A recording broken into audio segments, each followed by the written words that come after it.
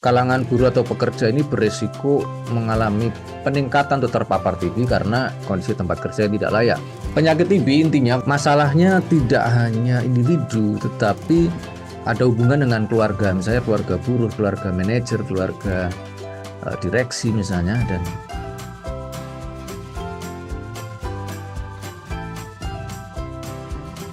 makasih teman-teman udah hadir di forum Ngabuburit Ngobrol TBC. Ini minggu kedua atau pertemuan kedua atau seri kedua.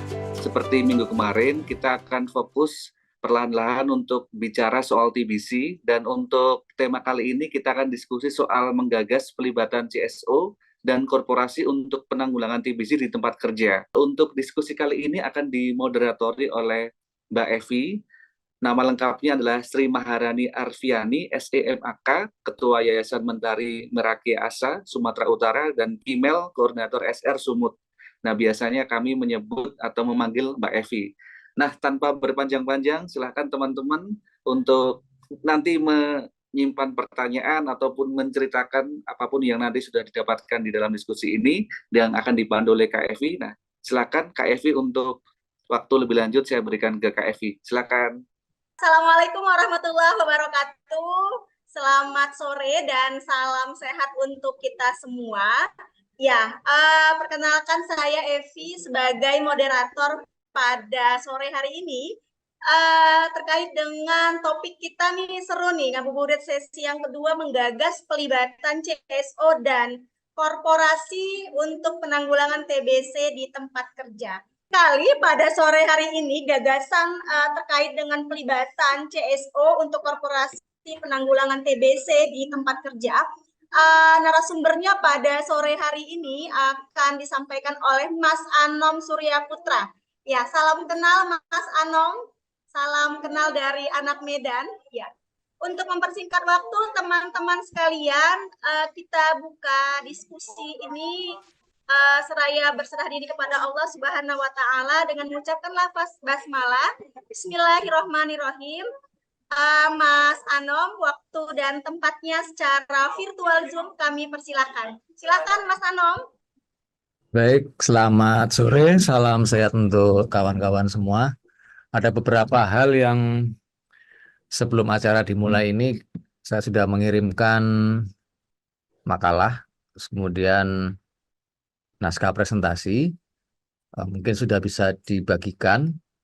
Mungkin berbeda dengan sesi-sesi sebelumnya, presentasi ini tidak begitu banyak karena kondisi waktu yang memang diciptakan untuk rileks, dan saya memilih untuk menuliskan cukup panjang, tidak terlalu panjang, hanya sekitar 60-an halaman, yang isinya kurang lebih menggagas pelibatan civil society organizations dan korporasi untuk penanggulangan TB di tempat kerja.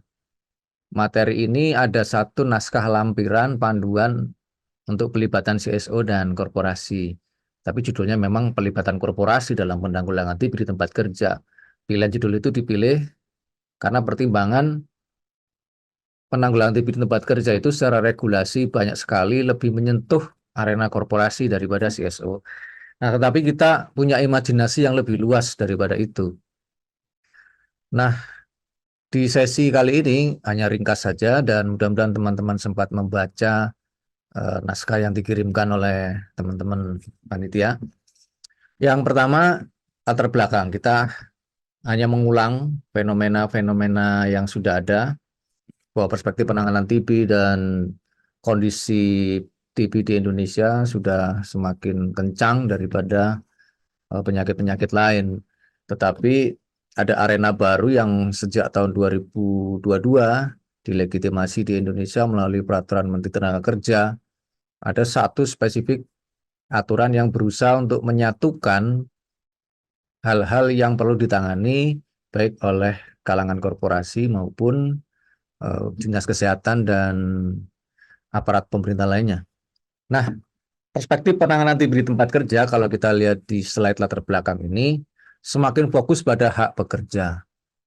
Memang kalau saya ingat diskusi yang berlangsung, entah itu dengan teman-teman Penabulu atau Penabulu STPI atau teman-teman yang aktif di SR dan SSR, ada satu tujuan yang sama bahwa penanganan TB itu dari perspektif CSO berbasis hak. Sedangkan diskursus pemerintahan ini memang komitmennya sudah berbasis hak. Nah, berarti hak orang dengan TB atau hak pasien dan seterusnya itu yang menjadi alasnya.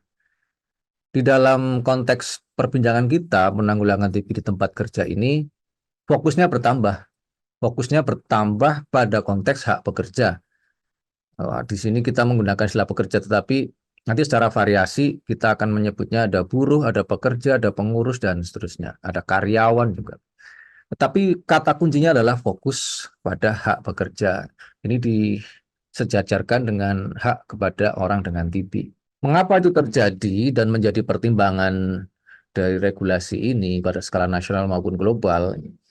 Buruh atau pekerja ini adalah salah satu populasi kunci dalam TB. Secara sosiologis, kalangan buruh atau pekerja ini beresiko mengalami peningkatan untuk terpapar TB karena kondisi tempat kerja yang tidak layak. Beberapa waktu lalu saya sempat mengikuti suatu praktek riset dan bertemu dengan kepala puskesmas. Dia prihatin melihat tempat yang kurang layak di kalangan perusahaan-perusahaan garmen. Jadi di balik baju kita yang kadang-kadang kita beli bermerek itu, ada H&M, ada Uniqlo, atau baju-baju lain, kita perlu peduli. Jadi ada suatu prinsip dalam feminis itu disebut care and solidarity. Kita perlu peduli dan solidaritas. Bagaimana pekerja-pekerja perempuan, pekerja laki-laki yang sebenarnya korban patriarki dan kapitalisme juga. Ketika melihat fenomena tempat kerja yang mungkin berjarak dalam konteks fisik, tetapi kadang-kadang tekanan verbal, bahasa kebun binatang itu keluar semua. Jadi tidak seindah drama Korea gitu kalau dalam lingkungan perusahaan garmen. Guyonannya teman-teman itu, drama Korea itu isinya indah semua, tapi kalau ketemu kelas borjuasi dan kapitalistik dari korporasi garmen, isinya kebun binatang. Nah, tekanan-tekanan itu ada kaitannya dengan desa karena yang saya jumpai beberapa buruh yang bekerja di perusahaan-perusahaan skala besar, garmen atau skala-skala lebih kecil, kembali pulang wilayahnya ada di perdesaan. Dan di wilayah desa itu cenderung beberapa tempatnya kumuh. Ada kepadatan tertentu. Meskipun di beberapa arealnya nanti ada aspek sumber daya alam, seperti sawah dan seterusnya, tapi kekumuhan itu tidak bisa dihindari. Dari perspektif medis, buruh atau pekerja yang terdiagnosis TB ini akan menjadi sumber penularan bagi teman kerjanya. Seandainya terjadi itu dan masing-masing tertular, maka dalam doktrin laba korporasi itu keuntungan akan diperkirakan menurun. Produktivitas menurun dan perusahaan akan mengeluarkan lebih banyak biaya lagi. Nah, ini yang menjadi satu perdebatan nantinya. Mungkin teman-teman yang berusaha untuk masuk seperti kalangan SR atau SSR yang akan masuk ke wilayah penanggulangan TB tempat kerja akan menjumpai obrolan-obrolan semacam ini. Bahwa kalau kami perusahaan ikut menangani, maka dari perspektif medis akan keluar biaya. Nah, di bagian terbelakang, perspektif medis ini ditemani dengan perspektif hukum kesehatan berbasis hak. Buruh atau pekerja itu berhak untuk mendapatkan pelayanan kesehatan. Jadi layanannya harus bermutu. Dan ini sekali lagi korporasi akan mempertimbangkan dengan efisiensi bahwa keluar lagi biaya untuk pemenuhan hukum kesehatan berbasis hak. Sedangkan di sisi lain pemenuhan untuk upah minimum saja kadang negosiasi dengan serikat buruh belum tentu akan menemukan titik konsensus.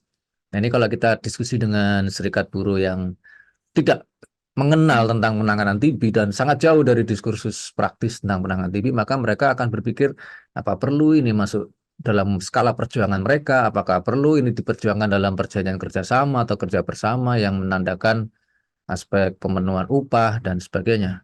Kalau diperjuangkan nanti malah tujuan utama upah tidak jadi, tidak tercipta, sedangkan penyakit TB itu informasinya belum semua tersebar di kalangan serikat buruh bahwa kalau penyakit TB ini masuk, maka buruh yang tertular dan seterusnya akan mengalami kemiskinan yang cepat. upah minimum tidak akan bisa menyelesaikan itu.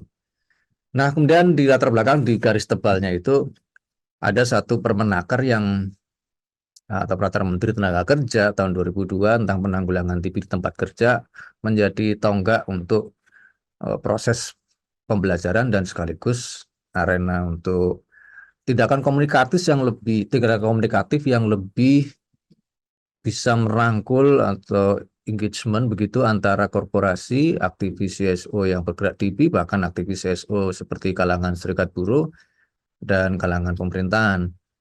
Ini yang menjadi cikal bakal begitu. Nah, di slide selanjutnya kita akan memeriksa beberapa aspek normatifnya. Tempat kerja itu bayangan kita adalah tempat yang sehari-hari kita kunjungi untuk bekerja, keluar masuk, dan kemudian ada aktivitas dan ada sumber daya di situ. Maka di dalam Permenaker ini ada satu definisi yang cukup panjang karena menggunakan kalimat majemuk bertingkat sehingga kita harus agak tarik napas dan tahan napas dulu untuk memahaminya. Pemahaman tempat kerja adalah tiap ruangan atau lapangan. Jadi bayangkan di korporasi itu ada ruangan, biasanya untuk kalangan manajer, atau ada lapangan yang kalangan tuh buru-buru yang memang harus bekerja di lapangan. Sifatnya bisa tertutup atau terbuka, bisa bergerak dan tetap. Bergerak atau tetap. Jadi bergerak itu misalnya ada pengiriman barang gitu, misalnya galon-galon air dari tempat eksplorasi air menuju ke tempat pengelolaan air misalnya, itu ada mobil yang kap terbuka atau mobil yang ukuran besar. Nah, ini juga termasuk kurang lebihnya bisa dipahami sebagai tempat bekerja karena sehari-hari tempat kerjanya kan di mobil atau truk itu. Nah, tempat semacam ini akan dimasuki atau tempat keluar masuknya tenaga kerja senyampang tujuannya memang untuk keperluan usaha. Nah, di dalamnya sumber-sumber daya. Nah, ini kira-kira imajinasi kita secara sosial begitu untuk memahami definisi yang cukup rumit dari Permenaker. Nah, definisi tidak perlu dihafalkan, tapi cukup dipahami saja. Nah, dari definisi itu kita melangkah ke pemahaman berikutnya secara konteks global dan nasional. Teman-teman sekalian mungkin di konteks global sudah banyak yang pernah mendengar bahwa organisasi UN seperti WHO atau WHO dan ILO itu pernah tahun 2010, kira-kira 14 tahun lalu, itu mengembangkan strategi penanggulangan TB di tempat kerja. Uji cobanya cukup luar biasa, kan didorong oleh negara-negara berkembang atau negara-negara miskin yang cenderung memang mengalami epidemi AIDS, HIV/AIDS, dan TB masuk ke dalamnya. Nah, masalah penanggulangan TB ternyata tidak lagi menjadi arena medis. Mungkin beberapa waktu lalu Lokadaya pernah membuat satu diskusi yang mengundang Mbak Dini dari Penabulu STPI, atau saya lupa organnya, mungkin organ yang sangat concern di dunia ya, TB atau bebas TB misalnya. Itu ada arena sosial untuk penanganan TB. Jadi masalah penanggulangan TB tidak lagi terbatasi pada medis. Tidak lagi mensyaratkan aktivis CSO harus paham ilmu kesehatan masyarakat misalnya. Tidak perlu harus berbasis kedokteran, malah mungkin jarang yang berbasis kedokteran aktif dalam dunia CSO TB. Tetapi justru teman-teman yang berlatar belakang ilmu sosial dari berbagai kampus, atau juga ada yang tidak dari kuliah tetapi justru memperoleh kemampuan yang sumbernya itu dari aktivitas pelatihan yang dilakukan oleh ornop lainnya. Nah, ini menjadi peluang untuk pemberdayaan dan pendampingan. Jadi arenanya penanggulangan TB ini sudah pada arena ekonomi, sosial, dan perburuan. Terutama arena perburuan kan tidak perlu harus mensyaratkan orang harus kuliah dan lulus, tapi justru ada kesadaran kelas bahwa sebagai buruh dia mampu untuk melihat bahwa ada sesuatu fenomena yang memiskinkan, yaitu penyakit TB. Nah, kemudian organisasi WHO dan ILO ini menerbitkan Guidelines for Workplace Control Activities. Ini panduan untuk berbagai tindakan pengendalian TB di tempat kerja. Cukup variatif dan memang kita harus memahami perlahan-lahan beberapa materinya, karena memang materi itu dibangun dari interaksi ILO dan WHO di beberapa negara yang kulturnya agak berbeda dengan Indonesia. Nah, penyakit TB intinya kalau kita membaca beberapa substansi di panduan itu, masalahnya tidak hanya individu, tetapi ada hubungan dengan keluarga, misalnya keluarga buruh, keluarga manajer, keluarga direksi misalnya, dan meluas kemudian ke masyarakat, perusahaan, dan negara. Jadi ini kalau diringkas, TB itu personal, tetapi personal yang politis. Jadi tidak bisa hal-hal yang individu, tanda petik privacy atau private, ini kemudian disimpan sendiri.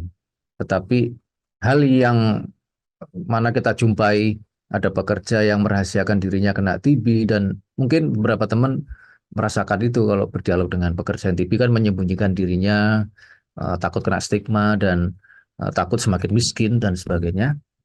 Apalagi laki-laki akan menjadi korban patriarki, laki-laki dituntut harus bekerja, kena TB 6 bulan, kemudian tidak bisa ngapa-ngapain, dan kena tekanan sosial patriarki dan ideologi patriarki, sehingga itu meruntuhkan pertahanannya untuk sembuh. Dan ini terus-menerus akan meluas, bahwa hal-hal yang awalnya itu personal meluas menjadi sangat politis. Nah, disinilah penanggulangan TB jangan dipahami hanya teknokratis atau program semata, tetapi ada aspek-aspek politis yang kaitan dengan kekuasaan korporasi, negara, dan seterusnya. Memang kalau kita lihat panduan itu dipicu oleh epidemi AIDS, karena di beberapa negara di ILO yang menjadi praktek percontohan ILO dan WHO ini, epidemi AIDS telah memicu peningkatan TB, sehingga sistem kekebalan orang itu semakin lemah, dan ini sangat berbahaya, sangat terbuka dan rentan terhadap TB. Jadi hal-hal kerentanan ini akan semakin muncul di kalangan pekerja apabila dia teridentifikasi HIV/AIDS, dan pasti TB masuk ke dalamnya. Itu di konteks global. Sedangkan di nasional, kalau kita membaca dokumen Kementerian Kesehatan, ada suatu komitmen kolaborasi antara Dinas Kesehatan Kabupaten Kota dengan multinational corporation. Ada semacam kehendak untuk membuat tata laksana TB sesuai standar. Nah, ini mungkin ada beberapa contoh di lapangan ini. Nah, Kementerian Kesehatan juga mulai merevisi ini, konteks nasional ini disusun kurang lebih sebelum diterbitkannya Permenaker penanggulangan TB di tempat kerja tahun 2022. Kita membaca fenomena ini bahwa Dinas Kesehatan atau pemerintah di bidang kesehatan dan ketenagakerjaan itu sudah mulai saling bekerja sama untuk bisa merevisi panduan-panduannya dan banyak hal kaitan petunjuk teknis yang birokratis itu. Selain itu mereka juga membuat dialog-dialog baik luring maupun daring tentang penanggulangan TB tempat kerja dan bagaimana bisa terjadi atau terwujud pekerja bebas TB untuk Indonesia produktif. Kata kuncinya ini yang menarik, bahwa semakin pekerja atau buruh itu bebas TB, Indonesia semakin produktif. Ini prinsip ini kurang lebih sama yang dianut oleh korporasi. Jadi kalau pekerjanya bebas TB, maka korporasinya akan produktif, laba meningkat. Persoalannya apakah dari pendapatan mereka mau mengalokasikan beban atau biaya untuk biaya pencegahan dan seterusnya. Saya mengutip ada satu wawancara gitu dengan seorang bidan yang pernah menangani buruh yang terkena TB, tapi sayangnya buruh itu kemudian meninggal meskipun tidak terkategori PHK atau penyakit akibat kerja. Ada komorbid yang hinggap atau tertanam di tubuhnya. Tantangan terbesarnya, dia membuat keprihatinan begini, dan itu diamini oleh salah seorang kepala puskesmas. Ada satu perusahaan garmen posisinya di sebuah kawasan pedesaan. Kawasan pedesaan ini lebih mudahnya disebut pedesaan industri. Mayoritas pekerja itu perempuan. Jadi kalau kita jam 4 sore lewat wilayah sana sudah macet total berapa jam. Dan itu isinya buruh jalan kaki, naik motor, ada yang naik angkot, dan itu ribuan. Jadi jarak 200 meter aja bisa kita tempuh. Kalau naik bis itu sekitar 2 jam atau 1 jam. Saking padatnya. Nah, di dunia malam hari ada satu keprihatinan bahwa beberapa laki-laki yang menjadi sopir truk lintasan wilayah itu sering mampir ke tempat-tempat perkampungan perburuan sehingga ditengarai menjadi transaksi seksual terselubung. Ini sampai di wilayah itu di beberapa hotelnya ada larangan menggunakan aplikasi hijau. Aplikasi micat atau aplikasi hijau ini selalu menjadi masalah untuk prostitusi terselubung dan itu sangat merugikan dari sisi kesehatan. Banyak perempuan yang teridentifikasi HIV/AIDS atau semacam itu dan itu TB akan masuk ke dalamnya. Nah, ini yang dikhawatirkan bahwa kalau pengendalian TB di tempat kerja itu sebenarnya tidak berdiri sendirian. Secara fenomenal sosiologis di Indonesia, hal-hal kebiasaan semacam itu juga menyumbangkan krisis nanti secara kesehatan. Nah, ini tidak mudah, tidak cukup dengan ceramah agama untuk menyelesaikan ini. Tapi harus bersatu antara perspektif religius dan medis maupun sosial medis. Nah, di dalam konteks penanganan TB, ada prasyarat-prasyarat yang perlu dilakukan oleh aktornya. Jadi aktor ini misalnya aktor dari pemerintahan dan terutama aktor dari perusahaan. Yang pertama kalau kita petakan, kalau saya petakan misalnya ada perlunya komitmen minimalis. Jadi ada dalam substansi Permenaker TB itu, korporasi itu harus mengadaptasi kebijakan tertulis. Bisa jadi menuliskan satu perjanjian atau satu flyer, satu sponsor suatu poster dan hal-hal lain yang edukatif yang itu mengikat semua aktor-aktor dalam korporasi. Tetapi kalau kita tanyakan misalnya ke korporasi, apakah Anda akan bersedia membuat aturan khusus yang ditandatangani oleh direksi penanganan TB itu seperti A, B, C, D? Mayoritas tidak mengiyakan karena itu cukup dimasukkan dalam K3 atau aturan kesehatan secara umum. Tidak perlu dispesifikkan dalam konteks penanganan TB. Nah, ini bilang kalau dipetakan ada yang aspek minimalis, moderat, dan maksimal. Kalau komitmennya minimalis, ya sudah itu adaptasi kebijakan tertulis secara umum saja dalam perjanjian kerjasama buruh dan direksi atau korporasi. Yang kedua, kalau yang moderat, pembuatan aturan tertulis yang berada di luar perjanjian kerjasama buruh itu melalui peraturan yang ditandatangani direksi dan tertulis penanganan penyakit menular di tempat kerja. TB termasuk di dalamnya. Biasanya digabungkan dengan ATM, AIDS, TB, dan malaria. Kemudian kalau yang maksimalis, itu ada aturan tertulis tentang TB di tempat kerja.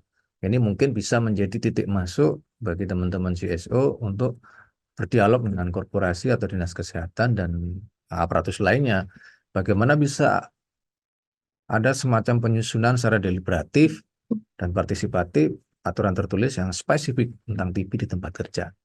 Ini komitmen maksimal yang memang diatur secara normatif dalam Permenaker, tapi dalam kenyataannya mungkin tidak semua korporasi akan mau. Apalagi yang mungkin pekerjanya tidak sampai 100 atau tidak sampai ribuan, 1000 misalnya. Itu akan mempertimbangkan apa perlunya secara tertulis ditulis kebijakan ini. Kemudian program kerja, aktivitas CSO dan korporasi itu kalau di dalam kaitan ini akan terdorong untuk bisa menyusun program kerja bersama-sama. Jadi di makalah bisa ditelusuri sendiri. Seperti apa program kerja yang tepat untuk dilakukan antara pemerintah kabupaten, perusahaan, dan CSO. Lalu penghapusan stigma dan diskriminasi. Beberapa praktek ketika kami wawancara salah satu pengurus di korporasi, stigma dan diskriminasi itu mudah dipahami ketika mereka sudah sering berhubungan dengan pemerintah daerah. Misalnya ada tim percepatan penanggulangan TB atau HIV/AIDS, sehingga mereka sudah paham bahwa kalau sudah masuk ke dunia advokasi HIV/AIDS, maka stigma terhadap orang yang positif HIV/AIDS tidak boleh dilanjutkan dan itu harus dibendung. Sehingga kampanye-kampanye anti stigma dan anti diskriminasi mudah dipahami oleh mereka. Maka kalau teman-teman sekalian menjumpai beberapa perusahaan-perusahaan yang manajemen atau pengurus itu ada spesifik tentang kesehatan dan dia ada bergabung di tim ad hoc di pemerintah kabupaten untuk menangani penyakit menular, maka cenderung dia akan mudah masuk pemahaman tentang penanggulangan TB. Tapi sebaliknya, kalau yang perusahaan itu sangat tertutup, anti politik, anti governance, tidak pernah masuk ke dimensi tata kepemerintahan, maka cenderung mereka akan jaga jarak. Nah, ini tantangannya untuk bisa mengkampanyekan atau melakukan dialog tentang penghapusan stigma dan diskriminasi. Lalu di slide berikutnya, ada satu norma yang menjadi prasyarat juga kalau kita masuk ke arena penanganan TB di tempat kerja. Yang pertama ada sosialisasi, yang kedua kategori penyebaran informasi dan edukasi. Ini secara mudahnya kalau kita runtut, ketika teman-teman masuk, maka ada pentingnya untuk mencari kisah-kisah betapa pentingnya untuk melakukan kerjasama sosialisasi. Jadi ini contoh wawancara. Ada salah satu perusahaan multinasional di daerah itu mengundang Dinas Kesehatan untuk memberikan sosialisasi tentang HIV, AIDS, dan TB. Itu sekitar Maret 2023. Jadi materinya digabung. Tidak spesifik hanya TB. Ini memang kalau kita pandang dari perspektif efisiensi atau kalkulasi efisiensi perusahaan, kalau buat acara itu jangan split-split. Kalau bisa langsung saja selama ada hubungannya, langsung dibuat satu paket. Nah, lalu mereka mengadakan acara sosialisasi yang ditayangkan melalui media daring seperti kita ini secara live streaming, dan itu diikuti oleh buruh atau pekerja dari jaringan multinasionalnya. Misalnya perusahaan ini ada di Sukabumi, ada di Klaten, ada di daerah lain di Jawa yang kaitan sumber daya air, jadi air minum gitu. Maka semua representasi dari serikat buruh dan manajer ikut menonton, ikut mendengarkan, dan ada interaksi di situ. Nah, disinilah korporasi dengan mengeluarkan biaya ya semacam kita begini yang membuat studio, ada studio untuk rekaman, studio untuk diskusi dan interaksi seperti ini, maka ada satu langkah yang sudah menunjukkan komitmen sosialisasi dilakukan oleh perusahaan itu. Ini yang penting secara mudah untuk dilakukan oleh teman-teman SR atau SSR. Jadi masuk pelan-pelan ke dunia perusahaan. Kemudian ada pesan-pesan preventif. Ini bagaimana saya kira SR atau teman-teman lainnya sudah punya tentang PHBS, standar etiket batuk, tinggal dibuat satu film atau hal-hal yang menarik gitu supaya mudah dipahami para kalangan buruh di tempat kerja. Lalu kemudian pesan-pesan preventif tentang peningkatan daya tahan tubuh. Nah, di fase konteks norma ini ada tentang edukasi. Ada edukasi dampak penyakit penyerta. Seperti yang dikisahkan oleh bidan dan kepala puskesmas maupun pihak korporasi yang nggak mau disebut namanya yang saya tulis dalam makalah itu, banyak buruh yang sudah terdeteksi sebenarnya dia sakit tertentu. Ternyata kemudian ketika kena TB baru terbuka. Nah, ini kalau perusahaan tidak pernah melakukan edukasi tentang dampak penyakit penyerta, maka akan muncul perdebatan mana yang penyakit akibat kerja dan mana penyakit yang bukan akibat kerja. Nah, disinilah edukasi ini penting untuk bisa menjelaskan posisi-posisi mana penyakit awal yang memang pernah menjadi riwayat kesehatan buruh pekerja itu. Ini akan terhubung dengan proses penerimaan buruh atau pekerja. Selama ini buruh atau pekerja yang akan masuk perusahaan cukup dari puskesmas. Tetapi beberapa perusahaan multinasional itu memberlakukan pemeriksaan lagi, bahkan ditambah dengan pemeriksaan psikologis. Jadi kalau kita masuk ke dunia kerja tidak hanya ditanya surat bebas HIV/AIDS atau mungkin TB, tapi ditambah lagi dengan tes-tes lain yang dilakukan oleh perusahaan multinasional. Tapi kalau perusahaan itu skalanya tidak terlalu besar, maka cenderung proses pemeriksaan kesehatannya tidak akan masif. Cukup percaya terhadap surat-surat administrasi yang telah dikeluarkan oleh puskesmas.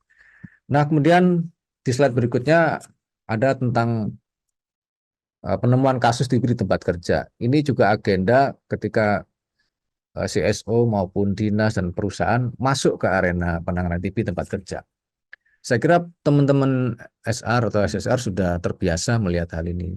Hanya saja bagaimana ini berpindah ruang diterapkan untuk teman-teman buruh atau pekerja di tempat kerja. Misalnya ada pemeriksaan kesehatan awal dan berkala. Teman-teman bisa memulai untuk membicarakan apakah di sini ada pemeriksaan kesehatan awal dan berkala, apakah itu dilakukan pada saat penerimaan buruh atau pekerja, jadi sebelum mereka aktif, apakah perusahaan tadi hanya cukup menerima hasil pemeriksaan kesehatan yang sudah diotorisasi oleh puskesmas atau dokter yang praktek di klinik swasta. Ini penting juga untuk dibuat semacam tahapan-tahapan begitu atau konsensus gitu ya. Lalu kemudian memastikan pemeriksaan kesehatan khusus. Apakah pengurus perusahaan pernah melakukan tes HIV?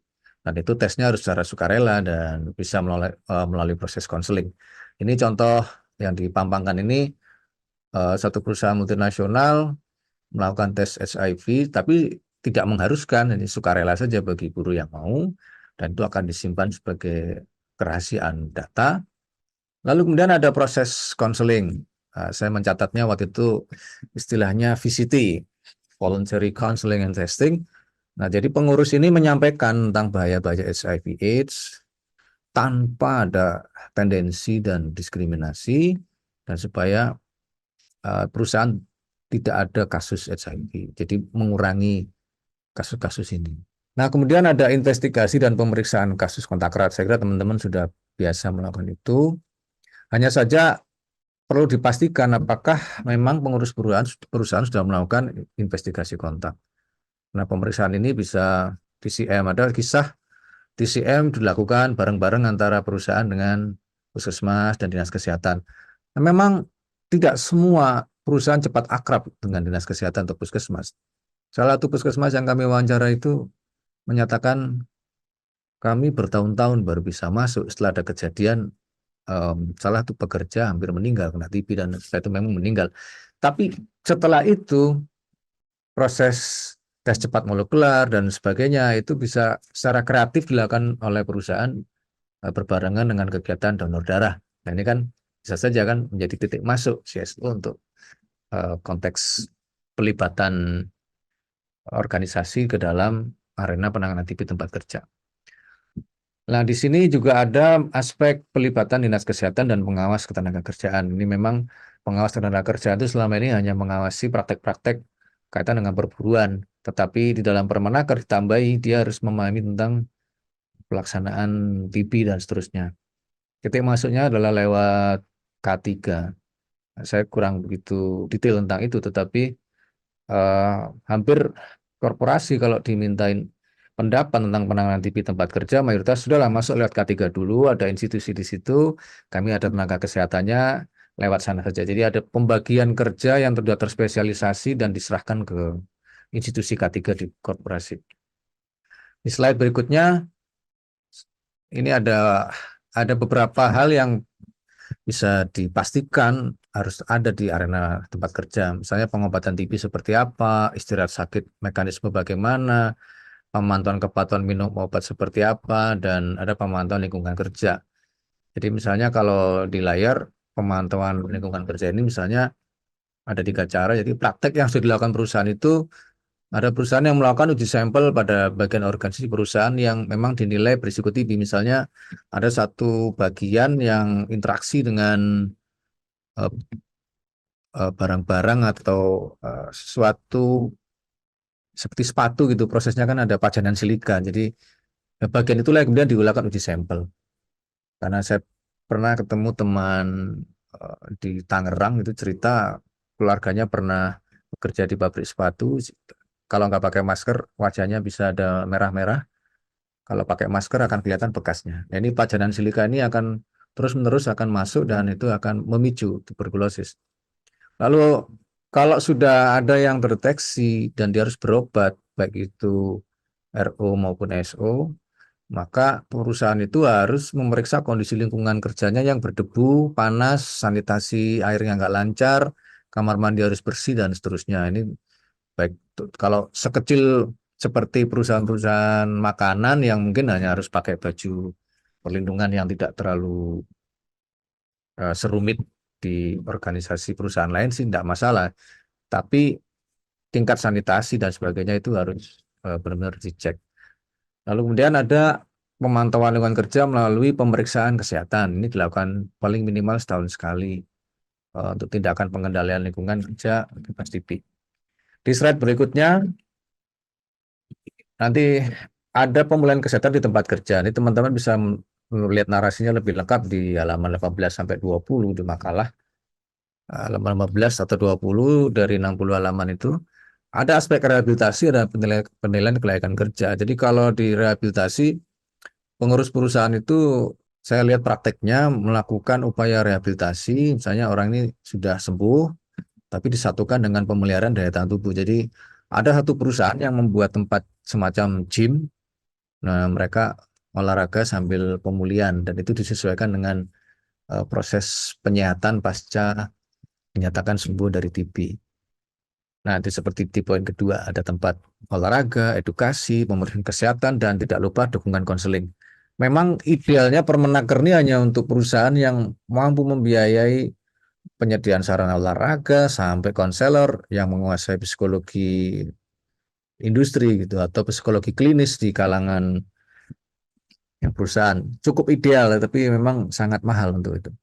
Lalu di aspek penilaian kelayakan kerja, pengurus perusahaan ada yang sudah melakukan return to work. Jadi penilaian ini diperlukan untuk buruh yang mengalami sakit berkepanjangan. Jadi ada yang TB, gabung diabetes, komplikasi yang lebih lebih rumit, dan ada hipertensi sehingga 3 bulan baru bisa masuk kerja. Nah, ini keadilan bagi buruh atau pekerja adalah jangan sampai dipecat. Nah, ini kalau kita diskusi dengan serikat buruh, kemungkinan besar serikat buruh belum mengetahui efek dari pemecatan yang dilakukan semena-mena tanpa melihat pertimbangan-pertimbangan kesehatan. Maka Permenaker ini perlu untuk didiskusikan dengan teman-teman serikat buruh. Lalu ada otoritas dokter yang memang secara spesialis, kalau mungkin di beberapa sesi sebelumnya di Lokadaya ini ada spesialis okupasi yang bisa memberikan rekomendasi bahwa buruh atau pekerja TB ini sehat atau tidak. Jadi tidak bisa ada keputusan subjektif dari kalangan manajer. Harus didukung dengan keputusan sains dari kalangan dokter spesialis okupasi. Maka kalau kita pernah melihat salah satu sesi di Lokadaya, ada satu poin-poin asosiasi dokter okupasi ini membuat buku panduan khusus secara medis yang akan diterapkan oleh dokter-dokter spesialis okupasi. Kita perlu banyak belajar itu dari teman-teman spesialis, sehingga ada narasi yang bisa kita bangun. Jadi kalau kita melihat dalam peta aktor penanggulangan TB tempat kerja, sutradaranya itu kira-kira adalah puskesmas, asosiasi pengusaha, ada pengusaha, ada dinas kesehatan, dinas ketenagakerjaan, dan pengurus perusahaan. Kemudian ada perusahaan multinasional. Ini sutradara, dia kekuasaan dan kepentingannya sangat tinggi. Lalu kemudian penata panggung dan pemilik panggung ini perusahaan padat karya. Cenderung kekuasaan tinggi terhadap urusan produksi baju, garmen, dan buruh-buruh garmen. Tetapi kurang berkepentingan untuk penanggulangan TB. Sedangkan berputar ke arah penonton, buruh atau pekerja yang sehat atau belum terpapar TB cenderung hanya menjadi penonton. Nah, ini perlu didekati juga, karena agenda perjuangan buruh itu adalah upah minimum regional dan hak-hak kesejahteraan lainnya. Tapi kaitan hak kesejahteraan dihubungkan dengan hak kesehatan, ini memang perlu dialog lebih lanjut. Nah, bagaimana mengajak penonton bisa masuk ke arena panggung. Lalu ada pemain panggung. Pemain panggung ini Ornop, OMS, ada buruh yang memang punya kesadaran, ada serikat buruh yang berkesadaran, dan seterusnya. Tenaga kesehatan perusahaan, bidan, itu termasuk pemain panggung. Pemain panggung ini aktor yang memiliki kekuasaan rendah, tapi kepentingannya tinggi. Jadi misalnya teman-teman organisasi CSO ini kepentingan tinggi untuk pemenuhan hak kesehatan melalui penanggulangan TB, tetapi kekuasaannya rendah ketika sudah mulai masuk ke arena korporasi.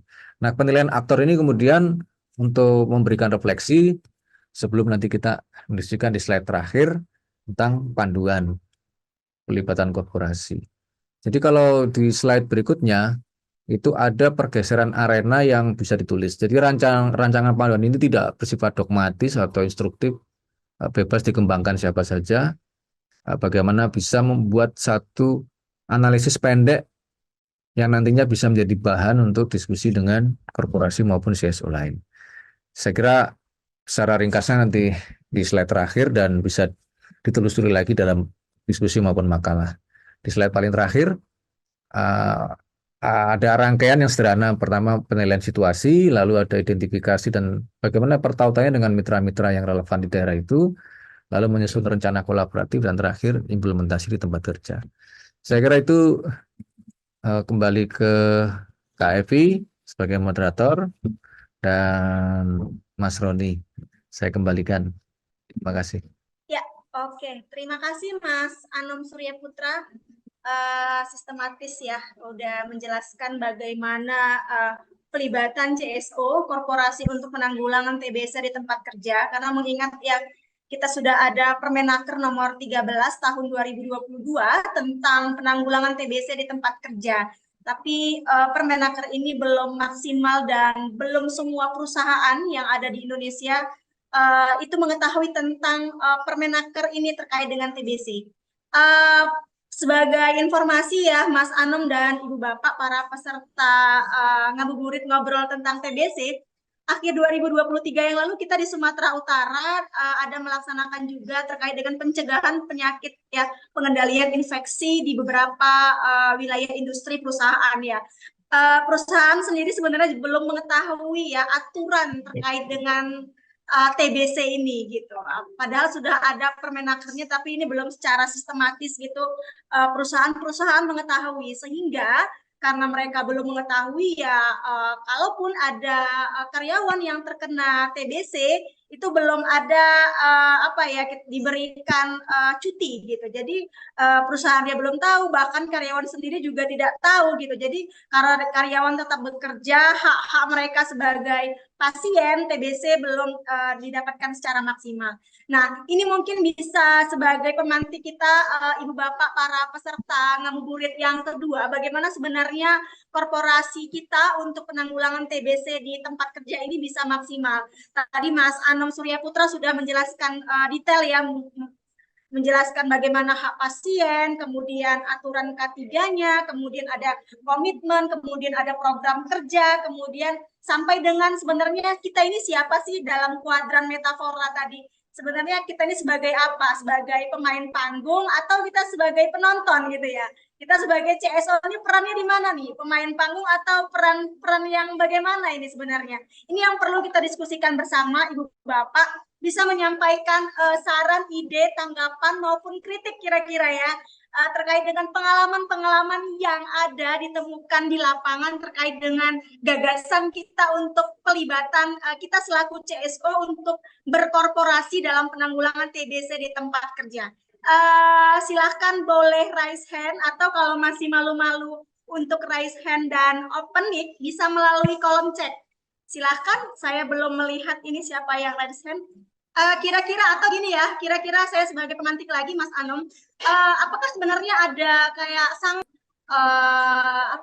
pasien TBC yang berhak mendapatkan cuti misalnya? Apakah ada diberikan punishment gitu kira-kira, Mas Anom pernah mendapatkan informasi gitu perusahaan yang tidak mengindahkan Permenaker nomor 13 tahun 2022 ini, apakah ada sanksinya kira-kira gitu, Mas Anom?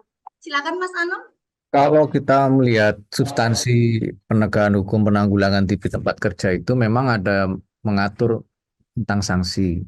Sanksi yang ditujukan bagi perusahaan yang tidak mematuhi Permenaker. Jenis sanksinya ada 3. Teguran tertulis. Ini berarti teguran tertulis ini mirip keputusan etis gitu. Ya kalau teman-teman mungkin sering mendengar ya keputusan etis tentang kaitan pemilu itu. Teguran tertulis, ditegur tapi lewat tulisan. Lalu kemudian pembatasan kegiatan usaha. Jadi kalau ada satu kasus penanganan TB yang tidak dilakukan sesuai dengan standar dan prasyarat dalam Permenaker, ini akan berdampak pada perusahaan itu akan dibatasi kegiatan usahanya. Kalau misalnya dia konteksnya pertambangan misalnya. Kita belum bicarakan sampai ke sana ya. Pajanan silika itu di kalangan pekerja tambang tinggi. Lalu ada korban di situ yang sampai TB dan tidak ada yang ngobati. Maka perusahaan itu bisa saja kegiatan usaha penambangannya dibatasi. Tidak bisa dia mengeksplorasi di wilayah itu sampai pekerja penanganan TB yang lain atau buruh atau pekerja itu dijamin haknya. Nah, kemudian ada sanksi yang ketiga, pencabutan izin usaha. Jadi kalau sampai perusahaan itu benar-benar tidak membuat agenda komitmen, membuat peraturan tertulis, yang ditandatangani direksi idealnya, sampai kemudian menciptakan sistem pemeriksaan kesehatan dan seterusnya sampai terakhir tentang rehabilitasi, maka bisa jadi ketika ada kasus dan itu terbuktikan dan kaitannya juga dengan ada penilaian secara otoritatif dari dokter spesialis okupasi, maka bisa saja itu berlanjut untuk pencabutan izin usaha. Nah, ini akan satu saat mungkin akan meledak kasusnya. Kalau sekarang belum. Kecuali nanti ada buruh atau pekerja yang menderita TB, benar-benar tidak dilakukan penanganannya oleh perusahaan multinasional yang memang sahamnya atau secara ekonomi politik punya sambungan-sambungan dengan dunia global. Ketika itu meledak ya sudah, mungkin ada sanksi banyak hal itu pencabutan izin usaha. Maka sebaliknya gitu Mbak Evi, kalau perusahaan itu multinasional, cenderung dia akan berusaha cepat memahami, akan cepat mengadaptasi regulasi. K3-nya pasti akan diperintah untuk membuat satu desain mencegah TB. Tapi yang diceritakan KFI dan Yakobus itu benar.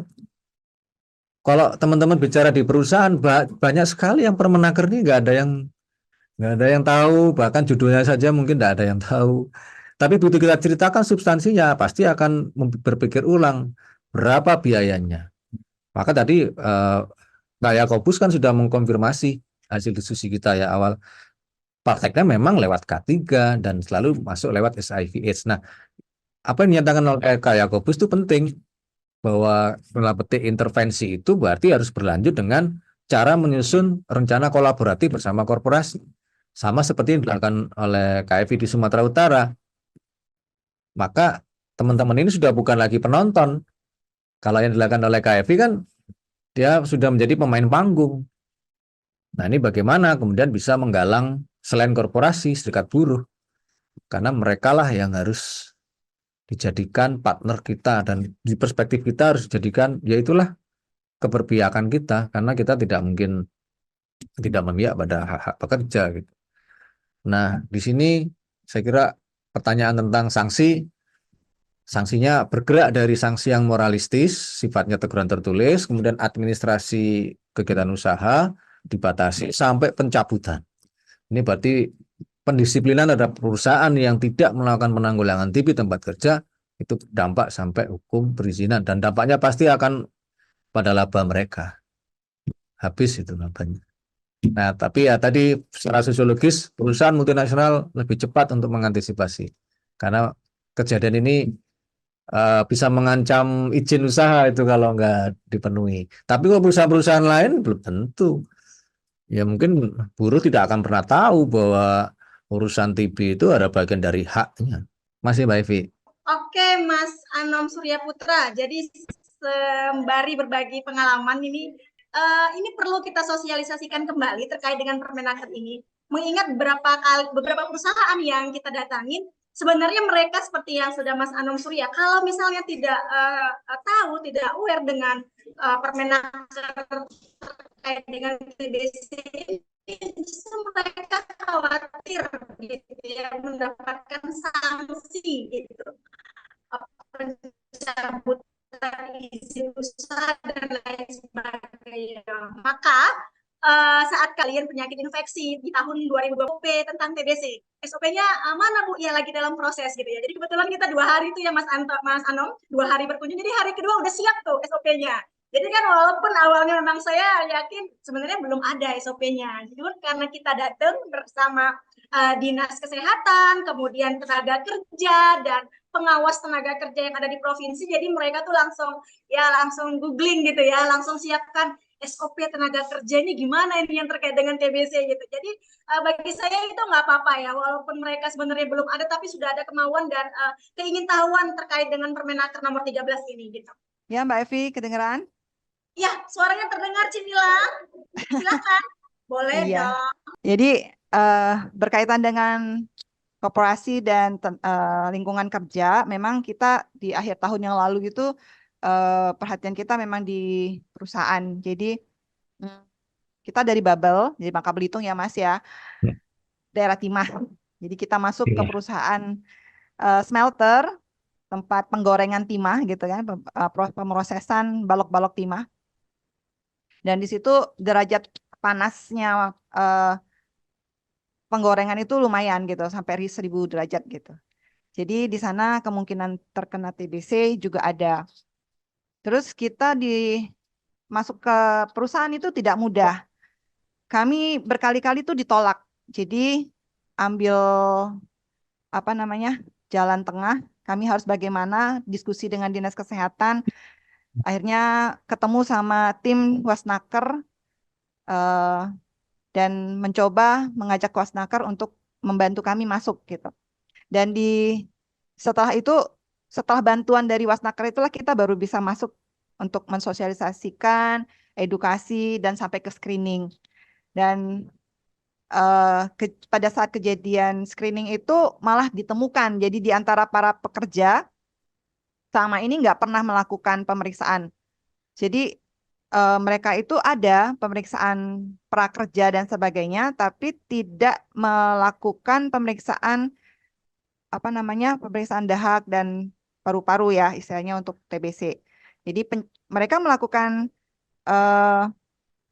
screening untuk tenaga rekrutmen itu, rekrutmen baru hanya secara umum aja. Tidak ada spesifikasi untuk penyakit TBC atau penyakit menular lainnya. Kemudian setelah kita mengajak kerjasama dengan Wasnaker, terus kita turun bareng, edukasi juga bareng. Jadi kami dari sisi tuberkulosisnya, kesehatannya, Wasnaker dari perlindungannya untuk tenaga kerja. Baru waktu itu tenaga kerja yang terkonfirmasi penyakit TBC itu bisa menjalani pengobatan dengan tenang dan nyaman mungkin ya, karena mendapat istirahat, bahkan uang harian mereka tetap dibayarkan. Mesti banyak-banyak sih kerja sama dengan Wasnaker, soalnya kalau kami lihat perusahaan-perusahaan itu tidak dengan mudah memberikan informasi atau memberikan izin pada pihak luar, pihak lain selain pihak tenaga kerja atau instansi-instansi yang terkait dengan perusahaan mereka. Seperti itu. Begitu Mas, terima kasih banyak Mas Anom. Mbak Evi, makasih. Ya. Silakan Mas Anom Surya bisa menanggapi bagaimana ini cerita-cerita kami dulu ya di tahun 2023 terkait dengan per-TBC-an di wilayah industri. Silakan Mas Anom.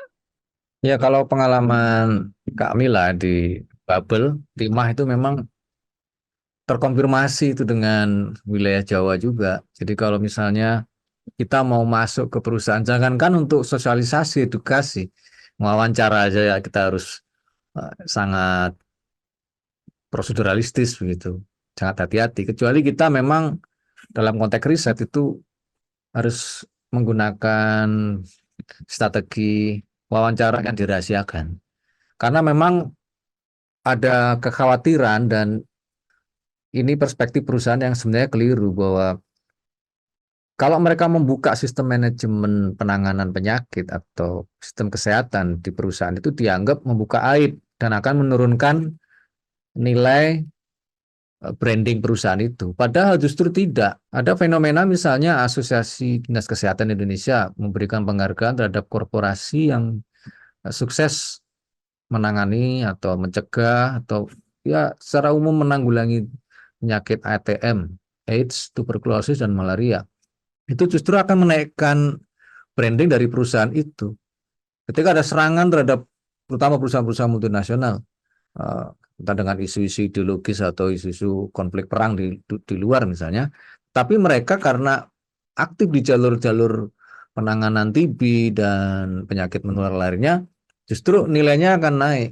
Jadi ini yang tidak tertanam dalam perspektif perusahaan. Saya senang sekali tadi Mbak Mila cerita, apalagi kalau udah masuk wilayah penggorengan yang panasnya itu 1000 derajat, udah pasti itu kalau diperiksa eh, di wilayah tubuhnya akan terindikasi TB.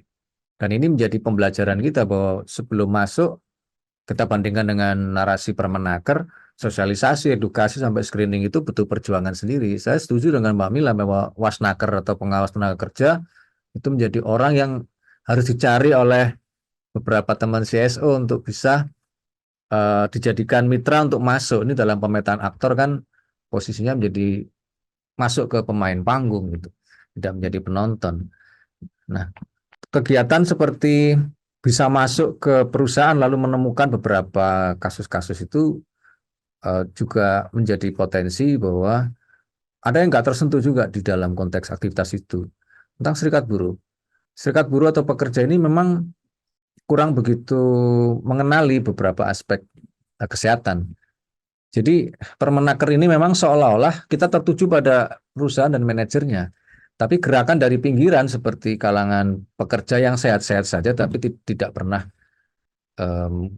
menderita TB itu juga belum tersentuh karena buruh sendiri seperti diceritakan Mbak Mila dan di makalah terkonfirmasi mereka nggak pernah ada pemeriksaan kesehatan lagi kalau sudah masuk dalam dunia kerja, kecuali memang ada kegiatan seperti dilakukan oleh teman-teman yang diorganisir Mbak Mila. Dan ini kalau di perusahaan yang multinasional sekali lagi ada pemeriksaan berkala. Nah, pemeriksaan berkala dan pemeriksaan yang sifatnya khusus itu jarang dilakukan oleh perusahaan. Persoalannya adalah, dan kita harus renungkan beberapa waktu ke depan menjelang buka puasa itu, bagaimana serikat buruh itu bisa tergerak untuk masuk ke dalam upaya penanganan TB di tempat kerja. Tetapi di sisi lain, di dalam panduan yang kami membutuhkan banyak masukan, bagaimana perusahaan itu bisa mengkalkulasi berapa biaya yang dibutuhkan untuk penanganan TB di tempat kerja secara efisien. Jadi kalau teman-teman seperti Mbak Mila tadi atau KFV yang sudah masuk, sosialisasi. Selama ini sosialisasi mungkin biayanya tidak terlalu tinggi. Tapi persoalannya bagi korporasi kadang-kadang tadi dikunjungi Mbak Evi aja udah harus browsing apa itu Permenaker kan. Ada juga yang sudah sering sosialisasi tetapi tidak punya bahan sosialisasi sendiri yang versi perusahaan. Nah, ini penting teman-teman masuk. Sebenarnya berapa biaya sosialisasi yang dibutuhkan. Jadi ada aspek keuangan dan ini dalam pendekatan psikologi uang kita perlu membuat metafor yang mudah. Jadi kalau perusahaan itu semakin menumpuk uang seperti salju begitu, lama-lama kan eh, akan terjadi tumpukan laba. Tetapi pas pencairan itu pencairan kesadarannya akan juga tertopang oleh salju-salju yang lain. Artinya apakah kegiatan penanggulangan TB di tempat kerja itu akan menjadi salju-salju yang semakin membekukan laba? Karena paradigma korporasi itu laba itu harus beku. Semakin banyak beku, bertambah, bertambah, bertambah. Itulah yang dianggap keberhasilan. Tetapi apakah penanganan TB tempat kerja itu akan menambah laba? Nah, kalau kita membaca dokumen-dokumen ILO maupun WHO, sebenarnya semakin penyakit TB dengan mengikuti beberapa prasyarat yang lebih mudah ya di dalam Permenaker itu dibandingkan dengan skala global yang lebih rumit. Ada suatu tindakan yang justru semakin perusahaan mengeluarkan uang, maka asetnya akan semakin meningkat. Ini yang perlu tingkat kedalaman risetnya. Contoh, di naskah panduan ini, kalau kita adaptasi dari pendekatan WHO dan ILO, perusahaan itu perlu memberikan CSR untuk di wilayah tempat tinggalnya buruh yang memang kos gitu atau berdomisili. Contohnya di Sukabumi misalnya atau Cicurug. Itu kan banyak sekali desa-desa yang satu kawasan itu sepanjang itu memang ribuan orang. Nah, apakah desa-desa itu selama ini berkaitan dengan CSR dari perusahaan tertentu itu sudah menyentuh aspek penanganan TB tempat kerja? Saya mungkin ini mulai agak melibatkan lebih jauh diskursusnya. Kalau di dalam panduan yang kita kirimkan juga di panitia, kita minta masukan begini. Kalau statusnya wilayah tempat tinggal buruh domisili itu kelurahan, bisakah perusahaan itu juga melakukan penanggulangan TB tempat kerja sambil berjejaring dengan misalnya kader-kader kesehatan yang diorganisir oleh Puskesmas, Pustu, maupun Posyandu. Begitu pula ketika karakter perusahaan itu wilayahnya banyak buruh berdomisili di sekitar perusahaan itu wilayah desa dan perdesaan, bisakah isu-isu kebijakan seperti integrasi layanan kesehatan primer ILP misalnya, ada pustu di desa, ada puskesmas di kecamatan dan beberapa titik, itu bisa berdekatan dengan korporasi, yang mana korporasi bisa menyumbangkan sesuatu supaya lembaga kemasyarakatan desa Posyandu maupun institusi ILP lainnya itu bisa membantu secara atau saling bekerjasama secara kolaboratif untuk mencegah TB tempat kerja. Karena yang menarik dari substansi panduan yang kita lampirkan, kalau kita adaptasi dari konteks global dan nasional, mustahil tempat kerja itu hanya menjadi satu-satunya arena untuk sosialisasi edukasi atau screening. Tadi saya apresiatif Kak Mila dengan Kak Evi. Tetapi bukankah di sekitar situ masih ada perkampungan kumuh? Nah, perspektif WHO dan ILO ini sebenarnya membuka pemikiran baru di kalangan CSO bahwa aktivitas yang selama ini di dunia sosial kemasyarakatan, arna-arna sosial yang berdekatan dengan buruh itu dihubungkan dengan tempat kerja. Kritik terhadap Permenaker ini adalah tempat kerja itu hanya dibatasi ya tempat produktivitas dari bisnis itu, tapi tidak ada hubungannya dengan di luar itu. Makanya penanggulangan TB tempat kerja ini sebenarnya konsentrasi generik, konsentrasi yang sangat sederhana, bahkan menyederhanakan bahwa tempat kerja itu ya tempatnya bisnis itu. Tetapi substansinya perlu ada perluasan. Makanya di dalam naskah panduan yang kita susun rancangannya, pokok-pokok pikirannya ini, bagaimana CSO yang sudah SR bergerak di luar, bahkan ada CSO lain yang bisa engagement terlibat lebih jauh, bisa paham cara CSR untuk edukasi ke desa, yang mana di tempatnya buruh itu kerja di perusahaan A misalnya. Nah, ini mereka kalau pulang ke desanya atau domisili di tempat desa itu atau di kelurahan tertentu, dia tidak berpikir sebagai buruh, dia berpikir sebagai warga desa atau warga kelurahan itu. Padahal di dalamnya ada kasus atau situasi yang berpotensi TB. Kalau kita andaikan di bubble, Mbak Mila menyatakan sosialisasi edukasi nggak pernah ditemukan pekerja kecuali yang nggak TB, karena selama ini memang hanya prakerja saja situasinya mengalami pemeriksaan. Tetapi kalau sudah terjadi ditemukan kasus, maka tracingnya kan bisa kemana-mana.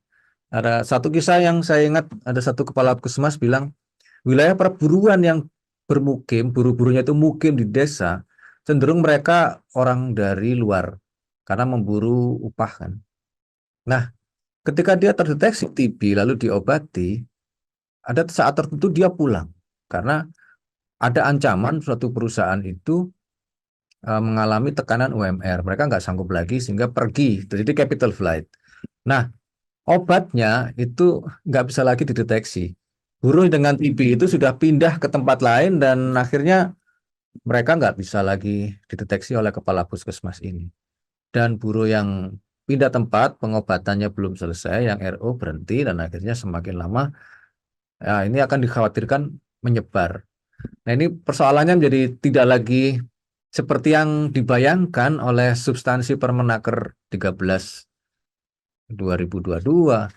Permenaker ini hanya fokus pada satu arena di meja depan kita saja, tapi kaitan dengan yang lain-lain, menurut saya itu agenda CSO dan tidak hanya CSO yang aktif dalam kesehatan, tapi bisa kaitan sektor-sektor atau concern yang aktif di advokasi perburuan dan sebagainya. Kira-kira itu, Kak Evi. Dan terima kasih Mbak Mila sudah memberikan input menarik. Oke, terima kasih Mas Anom Surya Putra. Kita akhiri dulu diskusi kita Ngabuburit seri kedua, menggagas pelibatan CSO dan korporasi untuk penanggulangan TBC di tempat kerja. Mas Anton pengen dengar closing statement-nya terkait dengan ngabuburit kita yang kedua ini. Untuk para peserta ini masih ada 30 orang yang tetap ya sambil cari takjil, sambil mendengarkan Mas Anom Surya. Silakan Mas Anom Surya. Penanggulangan TB tempat kerja bukan masalah korporasi saja yang seringkali dianggap hanya berpikir efisiensi, tetapi penanggulangan TB tempat kerja itu membuka kesadaran baru kita hari ini tuh sebagai aktor yang berposisi sebagai penonton, pemilik panggung, atau justru sutradara. Dengan menyadari posisi diri sebagai aktor ini, maka kita bisa melihat bahwa panggung penanggulangan TB di korporasi itu tidak lebih dari sebagai drama. Namanya drama, tentu kita tidak boleh kecewa karena kita bisa sekali-kali berpindah posisi. Kapan menjadi aktor utama, kapan menjadi sutradara, dan kapan sebagai penonton. Terima kasih kepada Mbak Evi dan Kak Mila dan teman-teman lain yang saya lihat sebenarnya menyimak tapi mungkin sambil berpikir cukup dalam sehingga responnya kapan-kapan akan muncul. Saya akhiri dengan ungkapan wallahu muwaffiq ila aqwamit thoriq. Assalamualaikum warahmatullahi wabarakatuh. Waalaikumsalam warahmatullahi wabarakatuh. Ini kayak pengajian Waalaikumsalam. siraman rohani ini sepertinya. Ada Ya. closingnya tadi ya. Makasih banyak Mas Anom Surya, teman-teman Lokadaya yang ada di seluruh Indonesia. Semoga ngabuburit kita yang kedua terkait dengan menggagas pelibatan CSO dan korporasi untuk penanggulangan TBC di tempat kerja sudah selesai sampai dengan sore ini 16:55. Lebih dan kurang mohon maaf jika ada pertanyaan, saran, kritik, kemudian cerita baik terkait dengan korporasi dan ingin berdiskusi lebih lanjut dengan Mas Anom Surya, boleh menghubungi Lokadaya dan mudah-mudahan bisa disambut dengan maksimal. Selanjutnya saya undur diri sebagai moderator Mas Anom Surya. Semoga kita bisa bertemu di akhir kesempatan lainnya. Billahi taufik wal hidayah. Assalamualaikum warahmatullahi wabarakatuh. Selamat sore dan salam sehat untuk kita semua. Saya kembalikan kepada Mas Baik. Roni. Silahkan. Ya, makasih banyak Kak Evi, Mas Anom, tadi paparannya sangat menarik sekali. Tapi sebelum masuk ke sesi penutup banget, yaitu kita closing, silakan kawan-kawan dibuka kameranya, yuk kita abadikan momen ini untuk foto bersama. Dan saya minta bantuan Mas Anton untuk ikut memotret, silakan. Yuk kawan-kawan.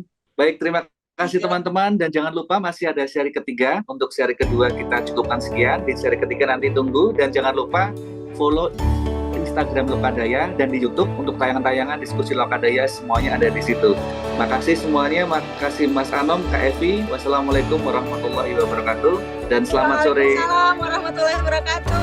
Terima kasih Mas Roni.